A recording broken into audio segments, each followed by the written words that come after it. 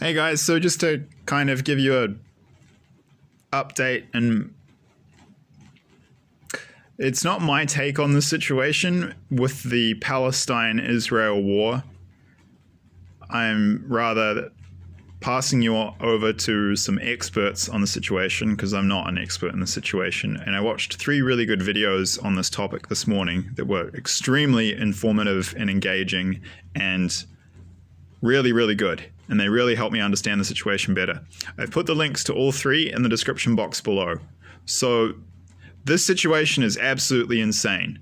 And I will summarize the main key point that I got from each of the 3 videos. I highly recommend watching them if you want to get a better understanding of the situation. The first point to make is that the first 2 videos come from a YouTube channel called Redacted, run by an American man named Clayton Morris, who formerly used to work within the American mainstream media. So this online, in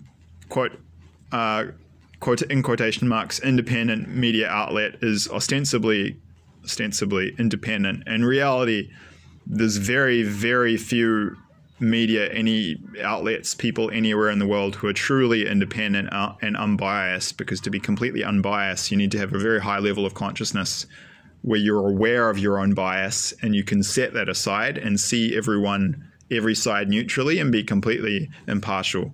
And I've yet to see a person or news outlet that does that. To be fair, they're pretty good. They're pretty independent and neutral, but I will say they do lean slightly towards the anti-Western bloc, Russia, China, slightly pro-Russian. So just be aware of that. But to be fair, overall, they are actually pretty independent, neutral, and balanced. And especially compared to the Western mainstream media, which is just rampant propaganda. I mean, it's the same in Russia. They're just getting rampant, like, state propaganda. So it's not perfect, but it's they're pretty good. And so you just be aware of this. Now, okay, the first video is basically about how...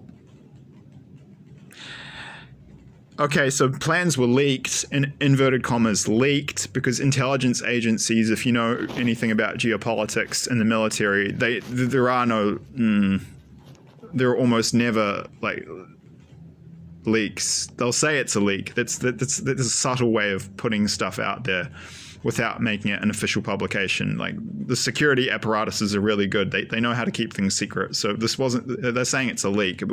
It wasn't a leak. It was put out by the Israeli intelligence services to make it public, and they just said it was a leak. This is how these things work. And if you don't believe me, I mean, think about the fact that, you know, the US created the Manhattan Project.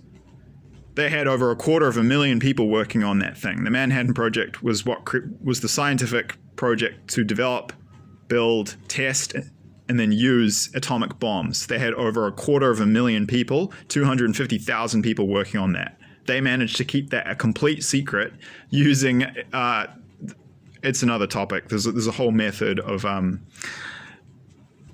it's called hermetic compartmentalization, where, like, you keep people sealed in these silos of information, and some people only know so much, and then they don't know what other people in other groups are doing, and there's a whole science to it. But it's actually, like, literally, the US was working on a project to create the atom bomb. They had 250,000 people working on it, and it was kept completely secret. So when people say governments can't keep stuff secret, you probably need to learn a bit more about that subject, because they can, and there's a science to it. So anyway. So the leak is, dude, this is insane. This is the Nakba 2.0. Basically, this is literally the intelligence leak that they talk about in the first video I'll link below.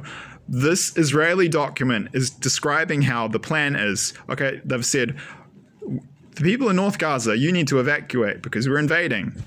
Okay, that's the first stage. They're not going to let them back.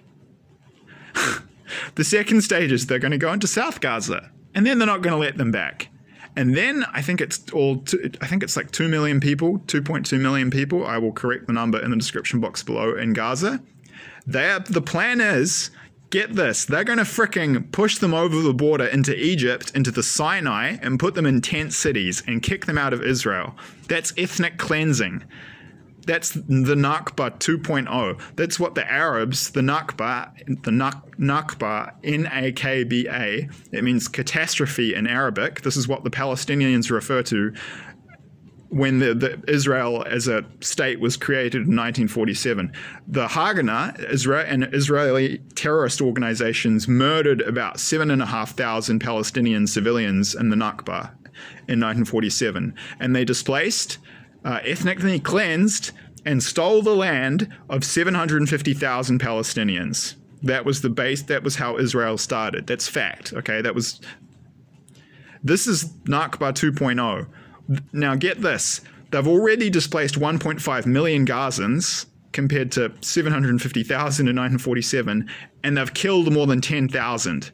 So they've already killed more than in the first Nakba, and they've displaced more than double the number in the first Nakba. So that's the first bit. They're going to get rid of everyone from Gaza, kick them out, put them in Egypt, then they're going to take over the West Bank, same thing, take all the West Bank, kick all the Palestinians out.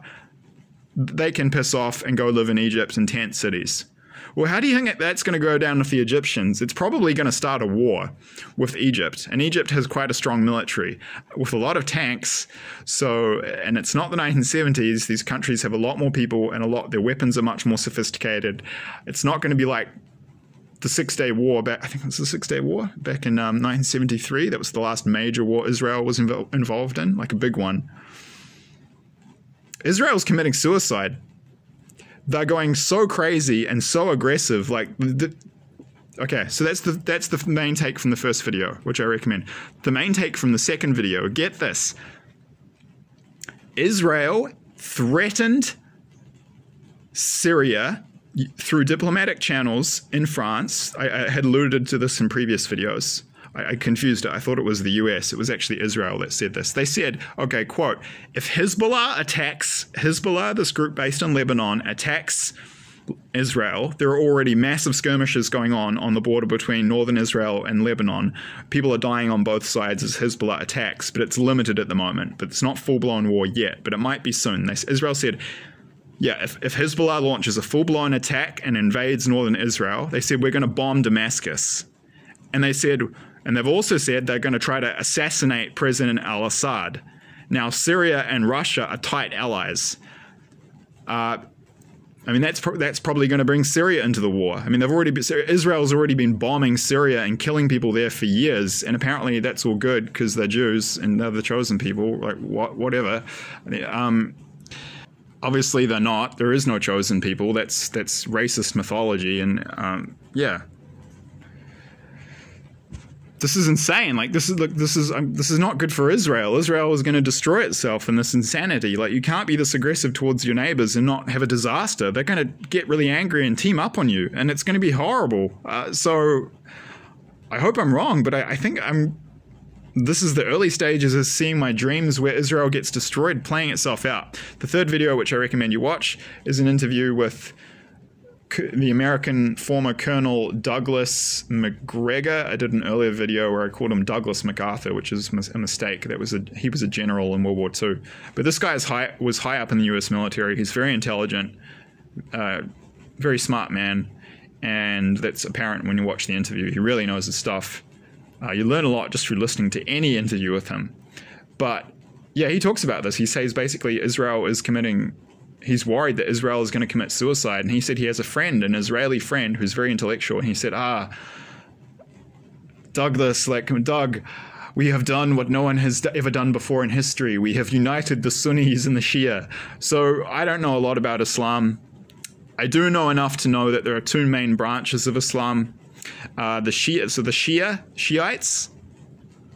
I think Shia or Shiites, they're based in Iran. And then there are Sunni Muslims. That's the other main branch of Islam, and that's more in Arab countries and in Turkey. And they don't necessarily get on that well. There's a lot of fighting between the two. But Israel is being so freaking aggressive. What they're threatening to do now is to unite the entire Muslim world against Israel. And you're gonna see Iran. It could be Iran, Turkey, Syria, Lebanon, Egypt. Palestine's already involved. Everyone ganging up on Israel. Israel can't survive without American military support. He talks about this in the interview. And the Americans, the US doesn't have enough to save Israel if they're going to continue on this path. They're going to get annihilated. They're just the whole Islamic world is going to gang up on them, and they are warning them. But to be fair, they're doing genocide in Gaza. They're doing collective punishment. They've openly admitted it. They're bombing deliberately entire residential blocks, and hundreds of people are dying at once. They're also killing Christians. They're killing Palestinian Christians. There are churches that have been bombed and people are dying. It's basically a genocide. And they've openly admitted, they said, this is collective punishment. We're punishing you for what Hamas has done. That's illegal under international law. Not to mention that Gaza is the world's largest open-air prison camp. It's basically a ghetto. I mean, the Israelis are treating the Palestinians like the Nazis treated them in World War II. You couldn't get more ironic and sad. So have a look at those 3 videos. I highly recommend them. Douglas McGregor is a really good guy to follow to get a sense of what's going on with these events. And he concludes by just saying something I agree with. You know, a lot of this is just he's saying American, but this also applies to Israel, the UK, New Zealand, Australia, and Canada. Our ignorance, we're really ignorant and we're really arrogant. And we don't respect other people's cultures. And if they don't do things our way, you're our enemy and we're going to take you out. And this is what a lot of this comes down to. And he said, like, you could see it going right to World War II, like this ignorance and arrogance. I'm not pointing the finger at the Americans. This is a collective statement about those 6 countries. He said the American intelligence reports before D-Day, when they invaded, France, they were saying, oh, Germans can't think straight and they're not and their tactics will be bad. And the Germans, without air support, fought the Allies to a standstill and won many battles. And it was absolutely brutal, the fighting. This is like arrogance. This is like, we don't understand you, so like you're stupid, or you're not good. There's this arrogance in the Anglo-Zionist empire in those 6 countries, and it's going to destroy Israel and it's going to destroy the rest of us. But I mean, unlike Israel, I think our countries will survive after the war. Israel's finished. Israel's not going to exist after this, I don't think. It's sad, but they're bringing it upon themselves through their aggression. Israel's committing suicide right now. I'm not happy about it because I don't like seeing anyone dying on either side. It's a tragedy, but Israel is bringing it on themselves through this. Like, what do you expect? The president of Turkey is coming out and saying we need to call Netanyahu a war criminal, and he's threatening to go into Gaza. Turkey has an extremely powerful military. It looks like Lebanon might actually be declaring war on Israel on Friday. We don't know. We'll see what happens, but it's not looking good. And I will conclude with this. In that 3rd video I linked to in the description box below, Douglas McGregor talks about how the Battle of Stirling Stirling Bridge, this is like in the 1200s in the UK, on the island of Great Britain, when the Scottish fought the English under the leadership of William Wallace, the Hollywood film Braveheart. That's, Mel Gibson played William Wallace. Well, after the Scots beat the Englishmen, they decisively beat them in the battle. They actually hunted down the people who tried to flee. They killed everyone. Now, they grabbed the 2 main leaders, these knights. They held them down. Do you know what the Scots did to them? They skinned them alive. It's absolutely brutal. And then William Wallace had his officers make the skin of these 2 Englishmen into belts. And then he wore those belts. That's how much they hated the English, because they'd been under repression and abuse, and the Scottish people had been abused and under occupation and colonization, with all the abuses and human murder and horrors that go along with it. And that's how much they hated the English. So there was this outburst, this explosion of horrific barbaric violence and rage when it finally came to war. And that's what's going to happen with Israel. So it's going to be really ugly. And I mean, just have a look at those videos, guys. I really recommend them. And it's sad, but I think my dreams, I hope I'm wrong. I don't think I am.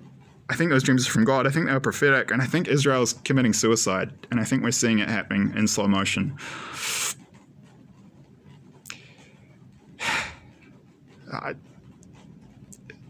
it's sad, but like, this is what happens when you're that aggressive to your neighbors. I mean, what do you expect? Sooner or later, they're going to snap, and then there's going to be